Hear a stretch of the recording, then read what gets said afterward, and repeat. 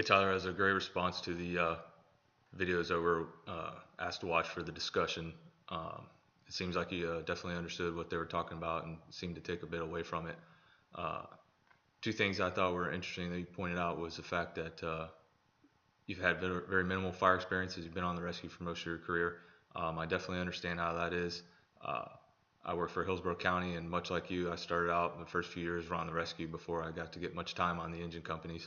Um, I think that is important to note because of what they were talking about in the videos about the lack of experience, fewer fires in between, and then you add on top of that the scope of the fire department has certainly changed. We're running much more medical calls than we did, and here in the southeast, most departments are combination where they provide EMS response and transport as well, whereas up north they're more still considered just fire departments and aren't tasked too much with the medical side where they have separate EMS.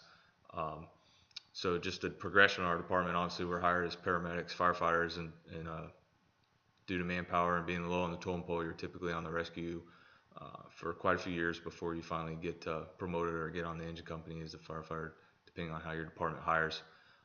So I thought that was important to point out that there's definitely a need for more training now because of that. We don't really do live fire training, but tactics, strategy, fire dynamics, fire behavior, things like that, building construction uh, become that much more important. Second of all, you were talking about ventilation practices, and that was kind of eye-opening how flow paths work, um, how we should ventilate, how we should control our ventilation, how we should have hose lines ready before we ventilate. You also pointed out that you're in a very rural area of the county, so there's a lot of trailer parks, and it's true that ventilation practices may be different on there than it would be on actual, ordinary type construction.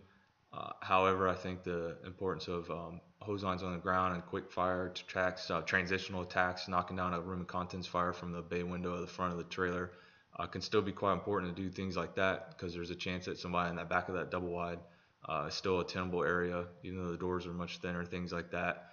Um, but it's still important, to try to minimize the flow paths, quick knockdowns, things like that to give those victims inside that may have a chance. So I thought that was a interesting thing that you picked up on as well. Um, Wish you the best. Hope you get off that rescue soon. Hope you do well in the rest of the course.